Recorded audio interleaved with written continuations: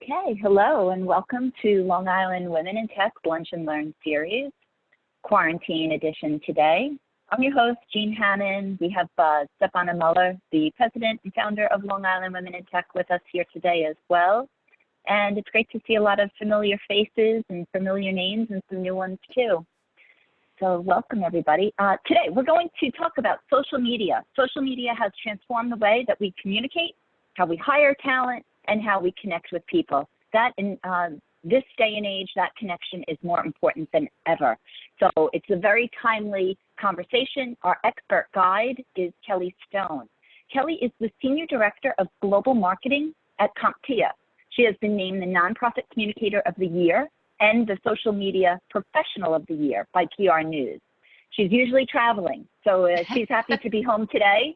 She has traveled around the world teaching audiences how to showcase their leadership on social media. Today, she's going to share those strategies with us. You're on mute, but we want this to be interactive, so add questions into the chat or take yourself off mute and ask a question. With that, I will turn it over to Kelly, and thank you, Kelly, for being here with us today. Welcome. Awesome. Thank you guys so much for having me and for joining me in this format change that we've been able to arrange. It is crazy to me that it wasn't so long ago that I thought I would be in New York this week, but I'm not. I'm in Illinois in my green screen kitchen because the mess is behind this screen. We are also in a shelter in place order. So I really appreciate that everybody took the time to join us in this space for a while. I hope that my dog won't bark too much in this, but we're all just going to hope for the best in this new normal. So I have a brief deck that I want to share with you guys about showcasing leadership on social media. My goal is to get through this deck in about 20-25 minutes and hopefully leave the rest of that time for questions and discussion. I find that to be the most valuable part of these presentations anyways. And I will say that I'm supposed to have a video that plays on slide 5, so be not alarmed by the sound if it does in fact work. We'll get through this together. Oh, there's my dog. Those squirrels, you know, it's hard because it's spring here and I'm sure he's very excited and I am too, but we are all stuck inside together. So here we are. All right, so about me. My name is Kelly Stone. I work at CompTIA here in Illinois. I do in fact travel quite a bit when we're not in this current environment. You can find me on Twitter and LinkedIn, and I would love to connect with each and every one of you after this presentation is done. I am a long-suffering journalist. I got a master's in journalism from Northwestern and an undergraduate from Bradley here in the Midwest. I like to say that I didn't leave newspapers, they left me. And as the host mentioned, I've been recognized as the Nonprofit Communicator of the Year, as well as the Social Media Professional of the Year. For those of you who aren't familiar with CompTIA, we are something called a self-funded nonprofit. So what that means is that we produce revenue by selling certification exams primarily, as well as learning materials and so forth, aimed at getting more people into the tech field. We take all of those profits and we reinvest it into the community to help people who own IT businesses, as well as help those in the industry. So we do a lot in terms of getting into schools and helping underserved communities, veterans, etc., helping people reskill. So in a time like this, our skills are needed more than ever. So we're doing things like giving away learning materials to people who have been displaced by the virus. We're currently working really hard to get online testing available. And we're doing a lot of remote broadcasting, much like this. If you guys haven't interacted with social medias, with CompTIA's social media presence before, it is a very wide-reaching environment. We reach anywhere from 2 to 5 million people a month with our social messaging, depending on how viral we get that month. We were retweeted by the White House last year, and that resulted in quite a kerfuffle. Every now and again, we have a video or a meme or a post that really captures people's imagination, and we get out there in a big way. And we are global. So I personally am only an English speaker and a very poor Spanish speaker, but we do in fact offer our exams in a number of different languages, and we have communities around the world of IT professionals and people who own IT businesses. So that's represented in a number of our different social media outlets. We're pushing in a big way into video on YouTube. We currently only have about 12,000 subscribers, but we hope to get really big in that venue in the coming months and years. LinkedIn has been a recent source of growth for us. We've been doing a lot of LinkedIn live videos, which is a fairly new and interesting platform that we've been experimenting with. I've been at CompTIA for just over 5 years now, and year over year, we grow about 20 to 30% on all of our social media sites. I'm gonna take a pause right here. Are there any questions, comments? Is everything looking the way it should? Everything looks great. And the growth that you just discussed year over year is really astounding. Absolutely. And certainly it varies by platform. We figure that worldwide, anybody who wants to be on Facebook probably is. So our growth is mostly as people age into our particular arena of business. Whereas places like Instagram, we can grow 50, 100% every year because that platform's growing rapidly. Like I mentioned, LinkedIn is the sleeper of all of this. Now that they added video capabilities, and particularly live video, all of a sudden it's become relevant in a way that it hasn't been for many, many years. But and of what course, about TikTok?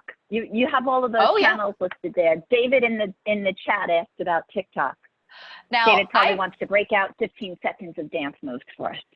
I would love for my organization to be on TikTok, and it is part of our emerging video strategy.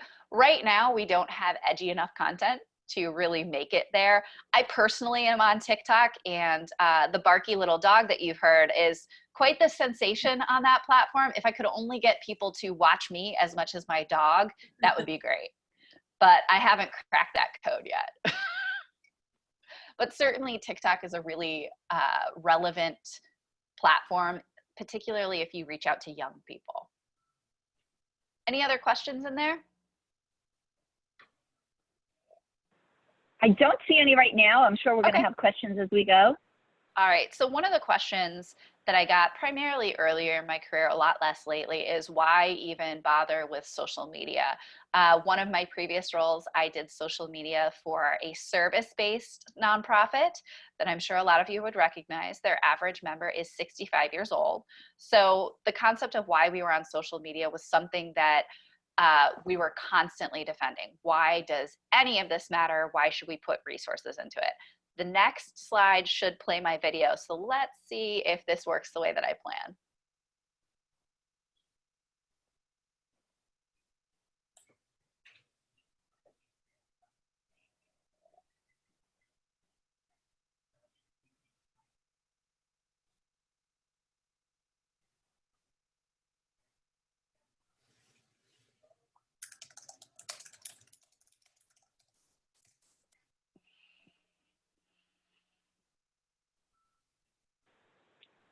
Should there be sound on this video? There should be. Okay. I can send you all a link after the fact. I can hum, not to any tune.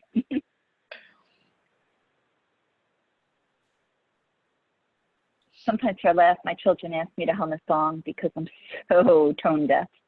I can do a little jig while we wait.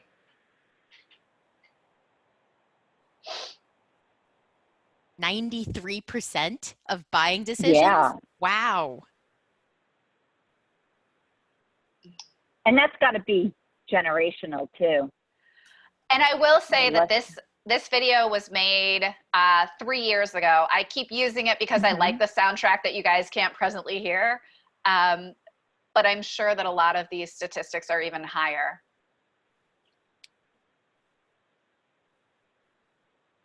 Shrinking attention spans. Did that say that we have less of an attention span than a goldfish? For sure. And I would personally argue that it's actually shorter than that because YouTube has trained us. You can't skip those ads for 6 seconds.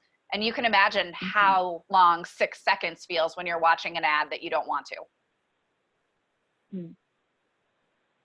Yeah, Linda and Val in the chat are also talking about how B2C is now as heavily influenced or nearly as heavily influenced by social media For sure.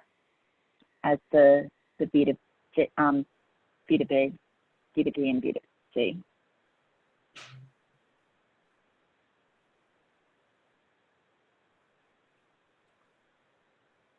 It's a very neat living room. Yep. I think the one that I find most shocking is that more people have access to the internet than toothbrushes. So the whole point of this little video is to show that social media isn't something perpetuated by teenagers with funny colored hair in basement offices. And in fact, I think that's one of the most insidious things that social media has done, is perpetuated this image that it's, you know, a throwaway thing, as opposed to something that influences elections and buying processes and personal relationships. There was a statistic that I saw that 2/3 of divorces now are somehow related to the interference that social media plays in everybody's lives, whether it's over-reliance or rekindling a past romance or meeting someone. Social media has transformed our very vocabulary and the way that we relate to people in places and ways that are so profound we may not necessarily realize them for a generation. And if you think about it, I know when my kids were little, they would see those digital picture frames that they sometimes have at restaurants and go and try and pinch them out like an iPad, or they would look for that functionality in a magazine. So the very way that we interact with content has changed through social media and digital marketing and things like that. So a couple of more interesting statistics that help paint the picture of how big social media is. The main thing that I want you guys to remember about this presentation is social media today is the way that a website was maybe 10 or 15 years ago. When we first had websites, I can remember my dad saying, I don't understand why Pepsi needs a website. What do you do on the internet with a drink? Now, if you were to Google something and it didn't have a website, you'd probably be suspicious. Chances are people are starting to feel the same way about a social media presence. Think about it. If you're going to hire somebody and you start Googling them, or you do a little bit of research on LinkedIn, Facebook, whatever, and you can't find a single footprint for that person, that leaves you with an uneasy, unsettling feeling, right? You wonder, are these people real? Are they giving you their real name? Especially in the dating world. I mean, if you haven't Googled somebody before you met them and found zero, I don't know if you would go through with that meeting, right? Another interesting way to look at it. This is what's happening on the internet every 60 seconds. And what I'll say about this particular image, this was before we were all sequestered inside.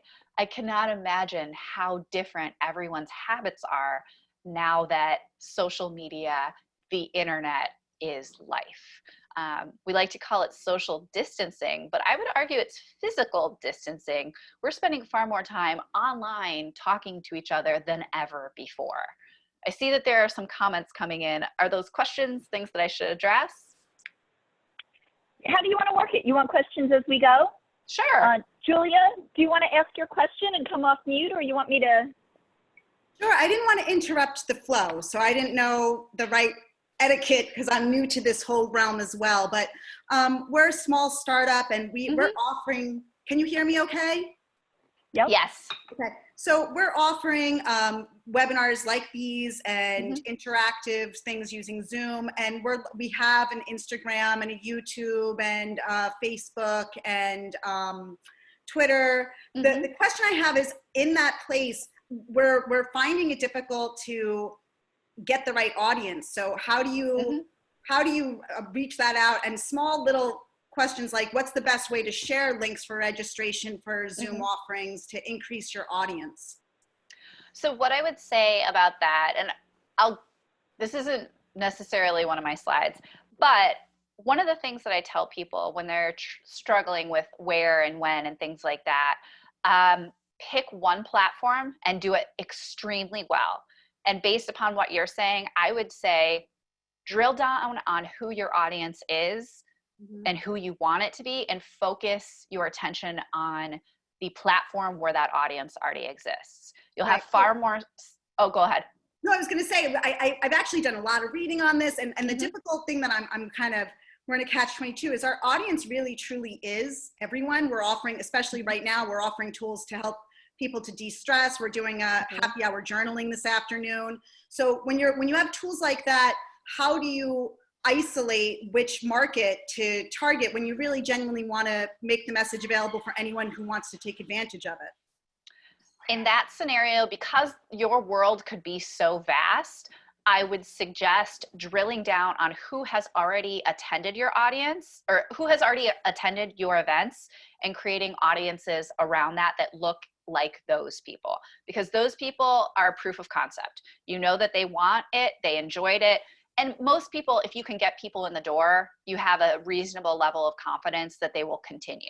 So I would build a lookalike list based on those people and continue to market to people who are like that. Thank you. And of course. I always really am a fan of Kevin Kelly and some of his marketing philosophies. So I just shared a link to the article 1,000 True Fans, which is from way back in the day. But I think if you build that core group, those real net promoters, that can help rather than being everything to everyone right out of the start. Right. But I'll turn it back to you, Kelly. Well, and that's a very important point. There's this whole ladder of interaction. And the idea is that if you have 100 followers, 93 of those followers you will never hear anything from. And then, there's a couple more people who will be your biggest fans who will comment on everything. And then at the very top echelon, you probably have 2 out of 100 whose names you actually recognize and who you see across platforms. So don't be discouraged by the 93% that are just hanging out. So when you look at all of these things, all of the stuff that's happening online, all of the noise, what we're really struggling with is a struggle to be relevant. You want to be relevant to the right people, and you want to make sure that your message is getting out there. So the concept of how to lead via social media can be something that feels quite nebulous. So what I like to start with is, what is leadership?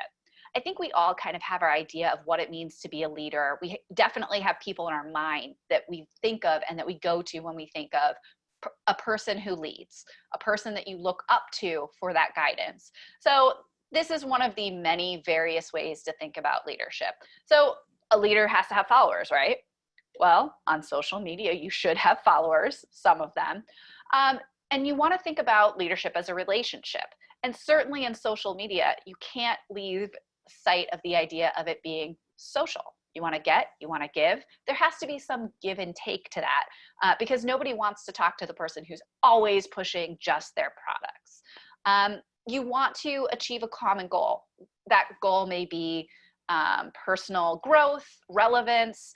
It could be any number of different things, but you have to have that goal in common with your audience. Influence is something that we talk a lot about on social media, and the perpetuation of influencers. So there's certainly a natural relationship there.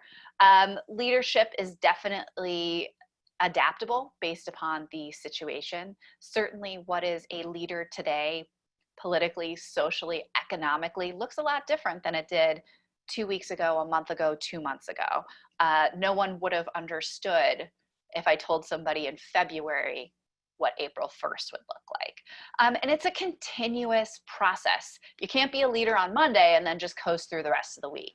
You have to be very committed to this idea of continuing to be a leader every single day. So I feel like when we talk about what makes a good leader, we have to talk about what makes good social media. So we know it when we see it, not unlike a Supreme Court justice understanding what is obscene material when they see it, but it's a little more difficult to put in a box. So in my opinion, good social media is something that is genuinely helpful. That phrase is more important today than it ever was. It has to be genuinely helpful content that is supportive, and it's delivered consistently to an audience you can define, which is what I was talking about a little bit earlier there, is you have to have a good idea of who you're trying to capture in your mind's eye. So what does this actually look like when you look at your social media? There are some pretty common basics that I think we can all agree upon. You've got to have a great profile photo. not your dog, which I use on Zoom because I feel like everybody needs more dogs right now. So it can't be your dog, your kids. It probably, unless you are a business social media, it probably shouldn't be your logo. And if it is your logo, I better understand what that logo means. So it's got to have some words in there that explains it. It shouldn't be a landscape, a flower, anything like that. People want to connect with people. You want to make sure that you're filling the real estate on your social media platforms. So you've got to have a great description that's SEO rich so people can find you, that has the right keywords, hashtags, accounts, things like that, that's taking advantage of the space that's allotted to you. And I'll show you guys some examples of this in a minute.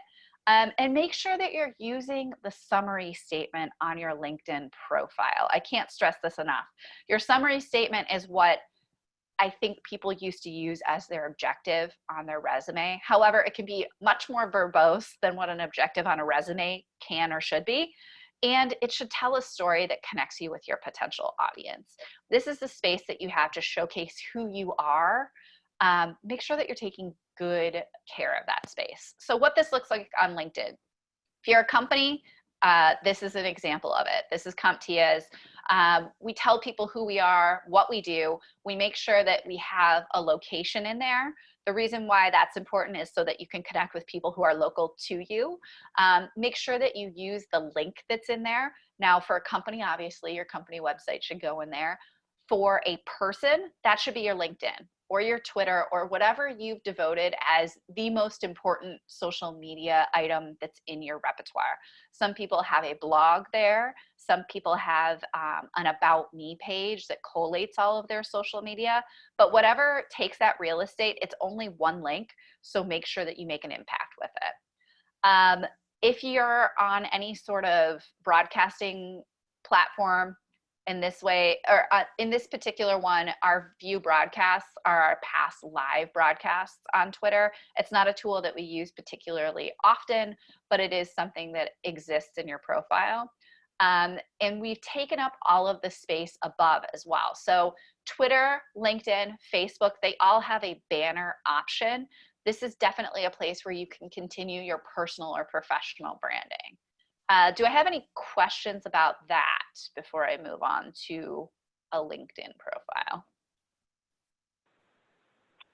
I have one question in general. It was kind of when you talked about influence of leaders and then the importance of the content. And then I look and see these links. How important is it for each of us to develop our own original content versus sharing thought leadership from other areas? I'm going to ask you to hold on to that thought because I am definitely getting to that part. The content is very glad. Incredibly important because, of course, we're not just presenting a good face. We're also trying to be that genuinely helpful person online. Great. All right, I will soldier on then. So this is my personal LinkedIn. You can see I have a profile photo. I have a banner photo. This is Washington, D.C., but put something in that space that looks professional, that is branded, that has something to do with what you do as well. What most people don't realize about LinkedIn is what appears beneath your name, that's usually a title for what you're currently doing, that can be adopted and changed. So you can put in there something that's far more compelling that tells people what you're passionate about. And that's a more effective use of that space than simply global social media senior director at CompTIA. People want to know why you do what you do, not what you do. You can find that elsewhere on your LinkedIn profile. And then you can see that I've included a description of how I ended up in this industry. I think that those stories are important when you're connecting with potential contacts, clients, employers, etc. People want to know what makes you tick, and this is a good way to present a very cleaned up, easy to find via search version of this. This is a great place to include keywords. If you're having a hard time figuring out what your keywords should be, what I would suggest is look at the profiles of your colleagues and look at a couple of job descriptions or job listings in your particular industry. There will be some buzzwords that you start to understand are important to people and that should appear in this description. And that makes you more findable. If you get those emails from LinkedIn that tell you how many times you appeared in search each week, it'll tell you what people found you for searching. And that might be a word that you want to make sure is included in your description as well. I also have a couple more resources for you. If these are new concepts to you, if you need a little bit more, I have put out a webinar about secrets to a stellar LinkedIn profile. I did put out an article in a previous edition of our membership magazine, CompTIA World, that talks about networking on Twitter. And I have done something about reputation management via social media. These are all resources that are available for free. You may have to sign up to be a registered user to get to some of them because they're behind our firewall, but being a registered user is in fact free. So let's say that you've done all of this, you've optimized your profile, you feel like you're putting your best digital foot forward, you're really happy with what you look like online. But what do you do next? You have this blank slate of possibilities that are staring at you. And to Jean's question, how do you share content that puts you in the light that you want to be perceived in? I would argue that you don't, nor should you, create all of your own original content, because that's overwhelming. We all have jobs that are not social media, except for me. But that doesn't mean that all of my content is original either. It's a daunting task to think about. So here are some things that I want you guys to consider about ways to use content, find content, capitalize on other people's content. I would argue that 80% of the content that you share out there should not be a hard sell. These should be conversational items. These should be helpful updates, timely things. Let's see that you figured out how to touch up your appearance in Zoom. Why don't you share that with other people on LinkedIn? I can guarantee you people will be really interested in that. If you read an interesting blog post about cybersecurity concerns for remote workers, of which we have a resource at CompTIA, that's something that you could share as well. If you found something interesting, engaging, useful, chances are people like you who follow you will also find that interesting. So with that 80%, you can share other people's content. If you follow businesses on LinkedIn or Twitter, there's a lot of content out there that's really easy to just retweet or share, add a couple of your own thoughts with it, and all of a sudden you're a thought leader. You can compliment people on an article well done or a presentation that you liked. Or you can send well wishes to people, celebrating people's birthdays, their work anniversaries, their contributions to a project. These are great venues to thank people publicly, and chances are they will retweet that as well. You can also share photos and videos on LinkedIn and Twitter, both. These particular pieces of content tend to increase your engagement exponentially. The old adage was that on Facebook, if you shared a photo, it got something like 150% more engagement, whereas a video would get closer to 200%. One caveat to remember is that 85% of all video that's shared on Facebook specifically, although I'm sure it's relevant elsewhere, is consumed on silent. So if you're sharing a video, anything that you can do to help people understand what's going on without having to listen to it, that really helps. That particular statistic was before the world turned upside down and when people were commuting. If you were watching content on your phone, certainly you don't want to listen to all of that in a public venue. Trending hashtags are also another way to share, and I'll show you how to look at those in the next slide. There are also a number of day holidays that are big on social media. So there's FF, which is Friday Follow. So you can highlight some other people that people like you might be interested in following. TBT is Throwback Thursday. It's a great way to show old photos or showcase where you came from. I've seen businesses do this by sharing pictures of their first office or pieces of technology that might have been essential 10, 15, 20 years ago. Fax machine, I'm looking at you. Different ways that they've evolved over the course of time. Motivation Monday, this can be quotes, this can be photos, this can be a video that you found that really pumps you up. Transformation Tuesday. Now, this is not relegated to the fitness realm. You can use this to talk about how much you've grown your staff, how much you've grown your office. This really focuses on how far we've come, and that's really motivating to a lot of people. Now, the rest of the 20%, those are your hard sells. These are action items, registration, offers, things that you're pushing out to your audience that you hope that they will engage with or share or whatever. I reserve this for 1 to 2 times a week, so that I'm not that like insurance salesman at a cocktail party where all I can talk about is term versus whole life.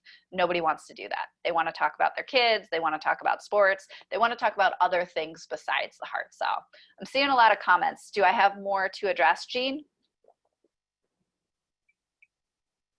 I was just out, this is I was Stefana. on I mute. was just Go ahead. answering a few technical questions on LinkedIn on how to see who's seen your profile. So Oh yeah, Just- that's a fun one. I love seeing who's seen my profile, and I'm also at the same time very grateful that other social media sites don't do that. All right, so moving on. I mentioned hashtags, how to get in on hashtags.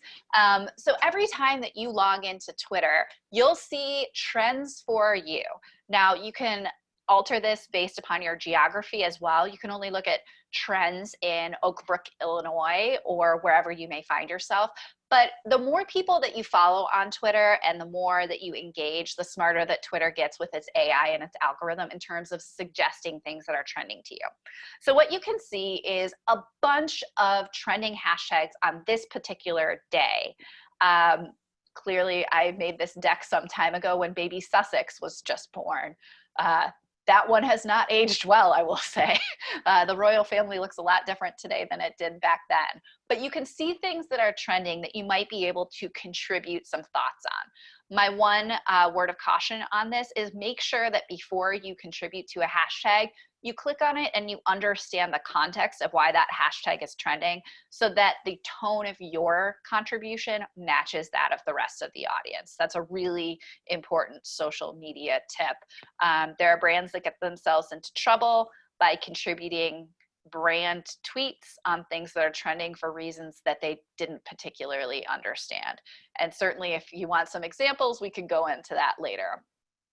There's a lot of science around when to share content. Now, it varies based upon platform as well as audience. So for example, if you're trying to reach young moms, 2 a.m. might be a great time to reach young new parents. If you're trying to reach students, before 8 a.m. is a bad idea. So these things are very adaptable as well. I will say that LinkedIn sharing during the workday tends to be your best bet during weekdays as well, because that's when people are using that particular platform. But what I will argue about sharing is, beyond all else, make sure that you're sharing consistently.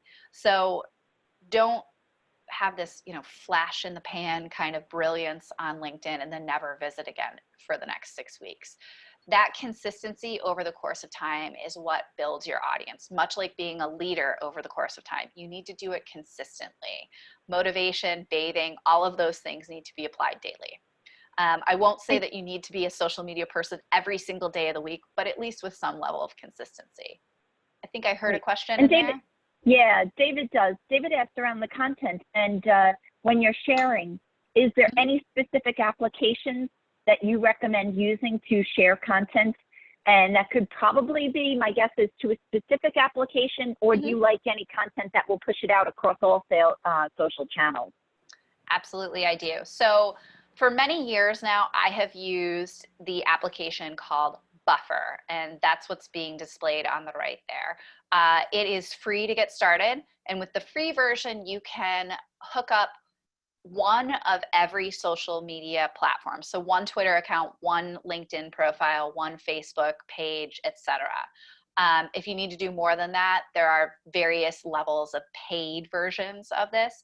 But with this, you can program up to 10 social media communications at a time. The reason why I like this particular utility is it's a Chrome extension that you can install into your browser. So then when you're reading things around the internet, or you've interacted with a video or an image or a piece of content that you like that you want to share, that Chrome button will be available to you, and you can add it to your queue from that page. And then you can add some commentary for each site as well. Like I said, it's free to get started. I think after you reach that 10, or if you need more profiles or more users like that, plans start at $100. And I think that's per year. Maybe it's 112. And then it keeps going up incrementally based upon how many things you want to plug into it. They don't pay me for this. I've never gotten a kickback from them, but I've been using this particular piece of software for something like 5 years. All right. Fingers crossed this is the day.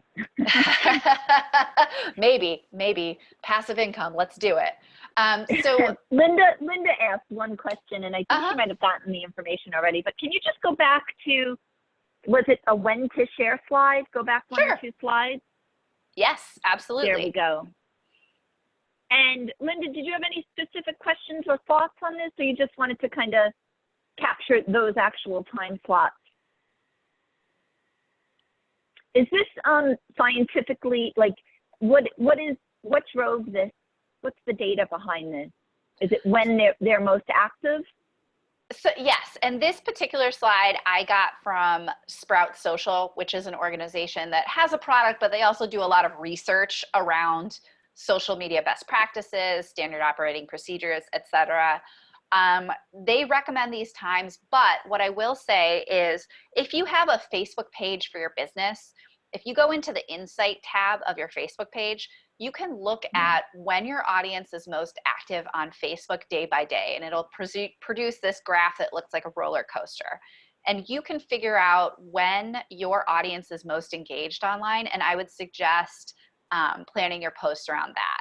Similarly, if you produce any sort of video content on YouTube, you can look in there and see when people are watching your videos the most, and you can start to get an idea of when your audience is online and extrapolate back from that. Buffer, the first time that you sign on, it will make suggestions of when you should post based upon that data as well.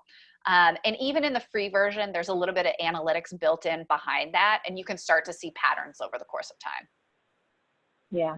So it's really segmented based on your customer, based on your probably age group. Nicole is Facebook posts on weekend mornings. I feel like for myself, at least before pandemic times, I was only Sunday morning where I really would go on Facebook, but now it feels like there's much more connection that's needed. Right, and I do wonder how our current usage patterns will change this. Right. There was a meme going around that said, like, iPhone screen time, not today. I don't want to know that data anymore, because we are definitely using our devices and the communications tools that we have very differently. Our CIO told us that the week after we decided to close the office, our Zoom usage shot up to such a degree that it was like something like 647 days worth of Zoom content happened that week within our staff. So these patterns are changing dramatically, and they're changing quickly, which is why I feel like consistency continues to be the name of the game. Just keep getting that content out there on a normal cadence. I'm going to go right back to the slide that I was on. These are a couple of different ways to fake regularly produced content. So Buffer is the one that I talked about. Consistency is important. You can shorten your links on different sites using Bitly. That's another free product, and you can plug it into Buffer so it does it automatically. And again, there's some analytics behind Bitly, so you can see when people are clicking on those links and from where. Grammarly is also a really important tool, another free one. They have a premium version, but you install it on your browser, and then it starts checking all of your writing, much like how Microsoft Word will, but it's everywhere. So it makes it a lot harder to misspell something in a tweet. Another free tool for you, Adobe Spark is what you see here. It's a free tool that allows you to make all of those quotable quotes that you see on Pinterest, Facebook, etc. Canva.com is also very similar.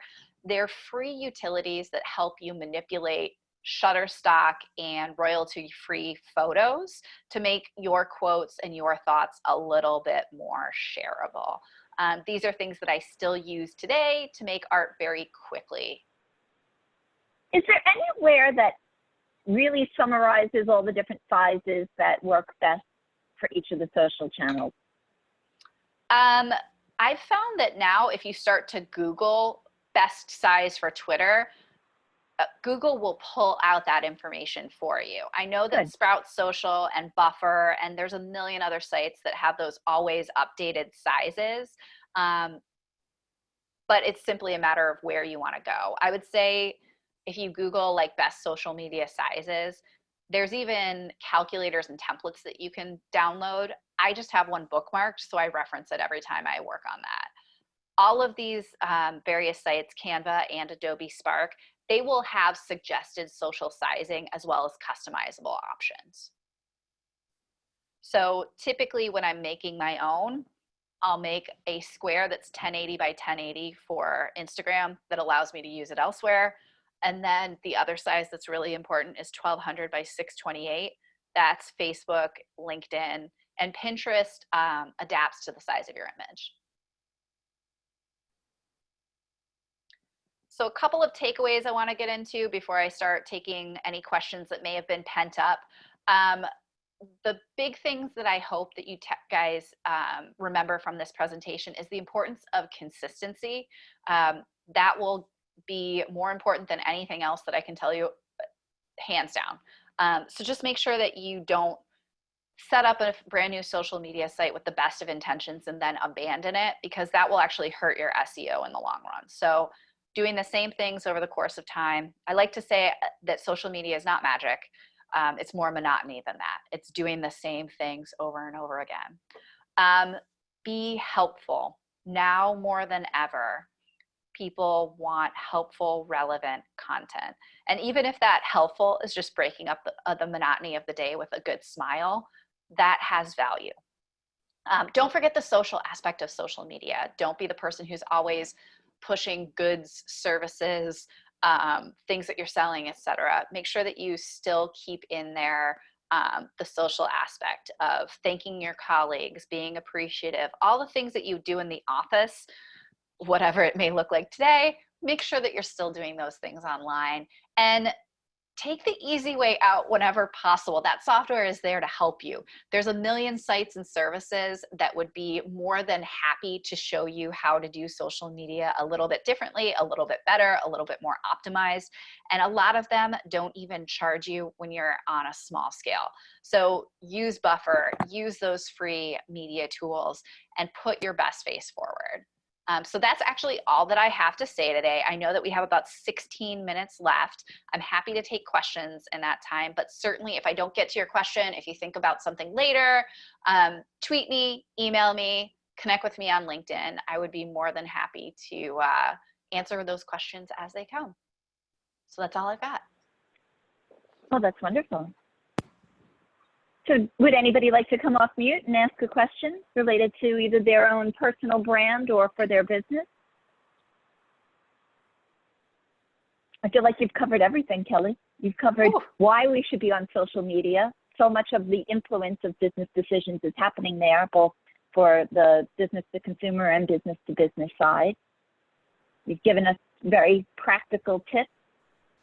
I have one question for Kelly. Yeah. One of the things that I struggle with is creating my own content. Mm-hmm. Sometimes, you know, I can do very long blogs. I'm very long-winded. You know, what is the best content to start sharing first? You know, is it video? Is it audio? Is it, you know, is it a blog? Is it just a graphic? I'm just trying to figure out, you said consistency is important, right? Mm-hmm. So where do I start as an individual, and not company-wide? It's more bolstering my own leadership on social media. Mm-hmm. What things should I be more consistent with? I guess that's my question. So there's definitely low-hanging fruit, especially now. My hot take is that video is king right now because people just want social interaction. I got on a call this morning and I swear we didn't even get to the point for 10 minutes because we were like, oh my gosh, people, there are people in my living room now. I would experiment with video if you have that capacity, if you feel comfortable with it. I feel like it's really powerful because people want to connect with people right now. no matter what technology is available, no matter who you happen to be sequestered with, we are lonely. So I feel like those things are helpful. Those inspirational quotes, those are great. I've written things before that's like 100 things that you can tweet right now. There's a million things that you can put out there. And what I would say is if you're trying to focus that, I would say short videos on whatever topic you may choose. It could just be like, how is everybody feeling today? After that, I would say things that are relevant to our current scenario. So work remote tips, keeping your kids occupied, trying not to lose your brain. Those types of things right now I would prioritize over a lot of other content. That genuinely helpful thing. And then after that, I would say shareable images, things like that. Blog posts are always helpful, especially because they're there forever and people can get back to them and read them at their leisure and so on and so forth. But I would prioritize video in this particular scenario that we find ourselves in. I don't do a lot of video, so I definitely can, though. That's definitely good feedback. I didn't think of that. I'm always trying to add an image to my posts because I feel like that goes a long way. But video, that means I have to be like, I have to do my hair every day, you're saying, right? I've done it 4 days this week for this little video monitor that's up here, and let me tell you, it gets old. When I see all those memes of like people in sweats with like the hair everywhere, I'm genuinely jealous. But I put don't jeans worry. on today. There's jeans. I didn't get that far. I'm still definitely wearing leggings under this, but we'll get there together. Awesome. Thank you for that. I think there was another question. Yeah. Linda is asking about this. We haven't explored this. So this is about, we've really been talking about what kind of content we should push. But here, when we're on the receiving end of content, especially a negative message, how do we handle, what are best practices and tips to handle negative comments or criticisms on social media? I love that question. The short version is handle it head on.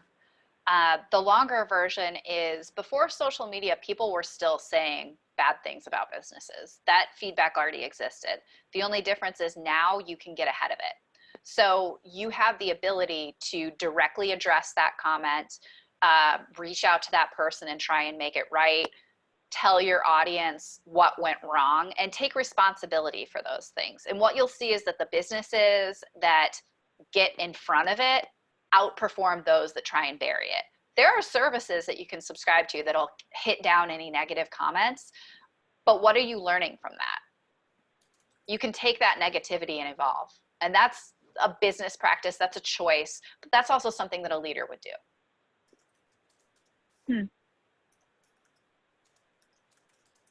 There's another question that I actually have as well, because I've been struggling with this on Instagram. How do you insert a link on Instagram? You know, I've seen some brands, you know, obviously refer to link in bio, find the link in your bio. So what are your suggestions for that, for how to facilitate providing multiple links? So there are a couple of different ways to make this one work. The first thing is if you have multiple links that you want people to see and that you want to keep a running tab of, there's a service called Linktree. And you can add multiple links to a web page. So when people click on your link in bio, it goes to this design page where you have all these different links in there. So you can link to a video, you can link to your page, you can link to your latest blog post, etc. There's another way to go about this. With the particular package that I have with Buffer, I can't tell you for certain at what level you have to subscribe to get this access. There's something called ShopGrid. So every time that we upload something to our LinkedIn account, we can go back to our Buffer account and add a link that goes with it. So when someone clicks on the ShopGrid link that's in our bio, they basically see a mirrored version of our Instagram gallery, and every time they link or click on that competing matching post, it takes you to a link. So that's another way to do it. If you want to get the swipe up for more feature in your Instagram stories, you have to have 10,000 followers or you have to be verified. So for us, getting to 10,000 as a brand was huge and important, because that means that somebody can interact with us now and go directly to our store. So that monetized our account in a way that ShopGrid and Linktree and so forth was not doing it for us. That is so helpful to understand. I just put the links, by the way, to Linktree and ShopGrid in the chat for anyone else who's having this challenge. But I run a bunch of nonprofit Instagrams, including Babylon Soccer Club, because and we want to link to our YouTube so people know how to get their soccer skills done. And I mean, obviously not related to my personal development, but definitely a helpful one. Thank you for that. I appreciate it. Sure. All right. So I think you just answered the verified copy. Oh, well, we have a copy. So this is being recorded, and I will share out a short survey and this video with everybody, and we'll have it as well on our website and put it out there on the Slack channel. So Kelly, as long as you're okay with us sharing it, we will be sharing this. Of course, and just my last question for you is simply, how would you like people to follow you and connect with you? I would love if people would like to connect with me on LinkedIn. I'm Kelly E. Stone. I don't know who Kelly Stone is, but I hope she's awesome. You can also follow me on Twitter. I'm at Kelly Culinarian there. I used to run a blog, which is a whole other story that we can get into about that. So that's where that title comes from. My cooking skills are looking far different during quarantine, that's for sure. And certainly if you liked this presentation, my boss is Tim J. Herbert on Twitter. I always appreciate when my boss hears good things about me. Yeah, that's key. Probably out of all of the epiphanies, that might be the best one, people. Wait, you have to repeat him. What was it again? He is Tim J. Herbert on Herbert. Yes. So that's him on Twitter. Especially in these times, it's always a good idea for my boss to know what I'm doing and that people like me. All right. Teresa knows I am not at all shy with pushing people. It's a good skill. It really is an important skill, and when you do it as helpfully and just enjoyably as this, it's just really something we should all be doing. Awesome. All right. Well, this was fantastic. Kelly, thank you. Teresa, thank you for the introduction to Kelly and for bringing us all together. And as always, everyone, thanks for joining us. Bye, everybody. Thank you. Bye.